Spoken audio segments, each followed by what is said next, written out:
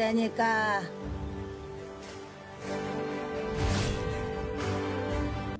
만약 운명이라는 것이 있다면 의 틀에서 벗어날 수 없는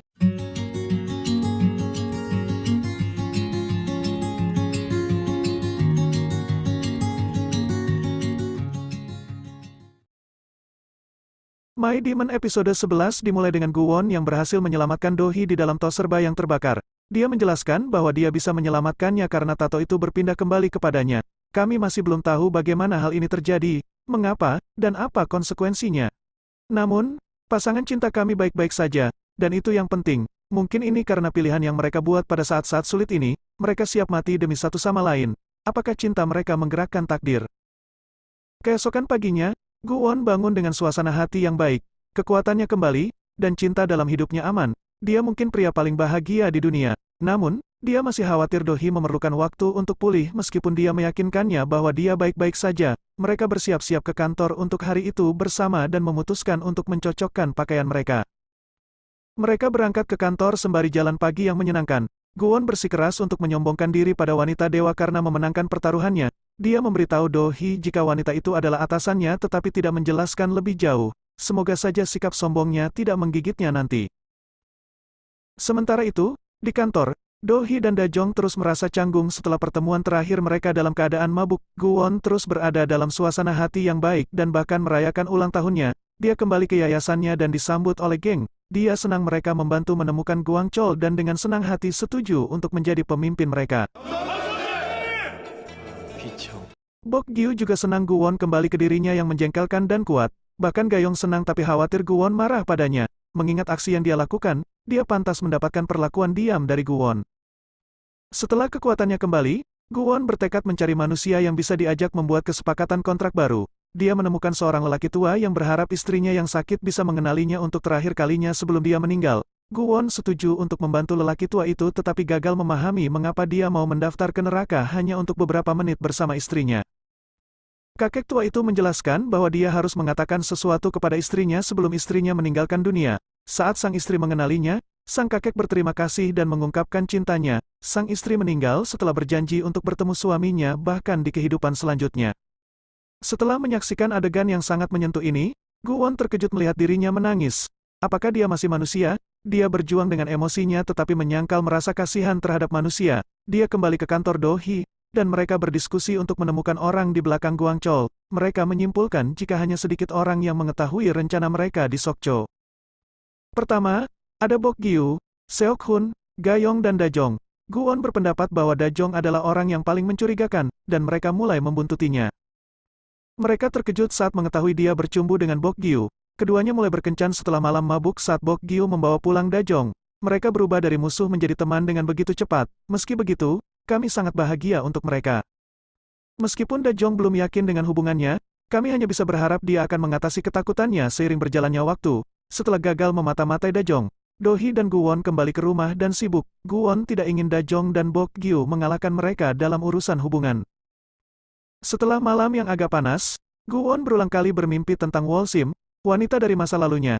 Kali ini, dia tidak dapat melihat wajahnya tetapi mengenali dia mengenakan kalung salibnya. Dia langsung menuju stasiun kereta bawah tanah untuk menanyakan lebih banyak pertanyaan kepada wanita atasannya itu. Dia adalah dewa, jadi dia pikir dia akan punya jawaban untuknya. Seperti biasa, dia tidak menjawabnya secara langsung. Sebaliknya, dia memintanya untuk mencari tahu mengapa Guwon menghapus ingatannya tentang Wolsim. Dia bilang mereka pasti terlalu menyiksanya. Terakhir, dia memperingatkannya bahwa orang-orang yang ditakdirkan bersama akan menemukan satu sama lain dengan cara apapun. Dia yakin nasib akan terulang kembali. Hal ini menyusahkan Guwon, yang kembali ke yayasannya dan merenungkan apa yang dikatakan dewa saat dia menonton tarian Gayong. Di sisi lain, suasana hati Sukmin sedang buruk setelah mengetahui Do-hee selamat dari kecelakaan itu. Dia mengunjungi Do-hee di kantor dan mencoba bersikap seolah dia ingin membantunya. Dia membawakannya foto lama orang tuanya bersama Chon-suk. Dia menambahkan bahwa dia ingin membantunya memperluas perusahaannya ke pasar AS. Dia mengklaim mereka adalah keluarga dan harus saling mendukung. Guwon menemukan Sukmin dalam perjalanan keluar dan mulai menggodanya. Sukmin memperhatikan tato itu kembali ada di tangan Guwon. Foto yang dibawakan Sukmin memunculkan kenangan masa kecil Do-hee. Dia ingat bagaimana Chon-suk membantunya mengatasi insomnia setelah orang tuanya meninggal. dia lebih terbuka pada Guwon dan mengatakan dia menyalahkan dirinya sendiri atas kematian orang tuanya. Do-hee yakin ayahnya mengalami kecelakaan karena ayahnya bergegas pulang setelah Do-hee merengek memintanya cepat pulang. Guwon menghiburnya dan berjanji untuk tetap di sisinya. Seok-hun juga mampir ke kantor Do-hee dan berjanji membantunya mencari tahu mengapa Sukmin bersikap ramah. Dia mengunjungi keluarga Sukmin, dan mereka makan bersama. Sukmin berbohong bahwa Do-gyeon ada di AS sementara kita tahu Do-gyeon dirawat di ruang rahasia. Do-gyeon menderita luka bakar saat tabrakan, dan Sukmin ingin dia dirawat sebelum menyerahkan diri ke polisi. Dia percaya Do-gyeon adalah sebuah kegagalan namun bersikeras untuk memanfaatkannya sampai akhir. Sukmin ingin Do-gyeon disalahkan atas pembunuhan Chon-suk, Gwang-chol, dan percobaan pembunuhan Do-hee.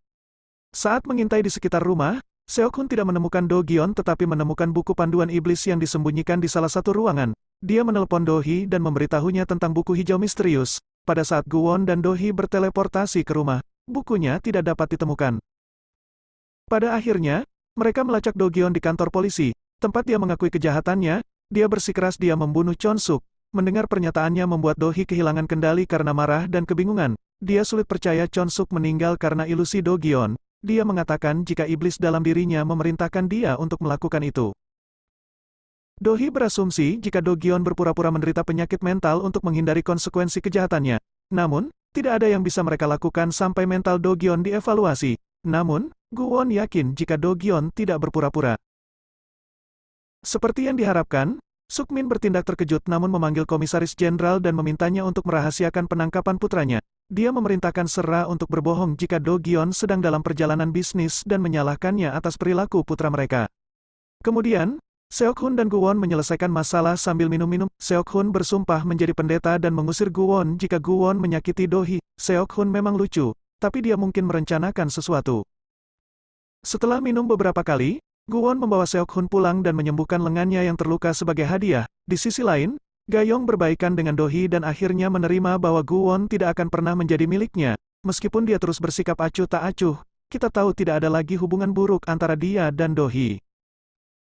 Di malam hari, Guwon dan Do-hee kembali ke rumah dan terus memberi kami suasana baru menikah yang mengharukan. Bukankah mereka lucu sekali saat bertengkar? Sekali lagi, Guwon mengalami mimpi yang berulang, tapi kali ini dia akhirnya melihat wajah Wolsim. Ternyata tidak lain adalah Do-hee. Di dalam mimpinya, sepertinya dia mengamuk dan membunuhnya. Dia bangun kaget dan berkeringat.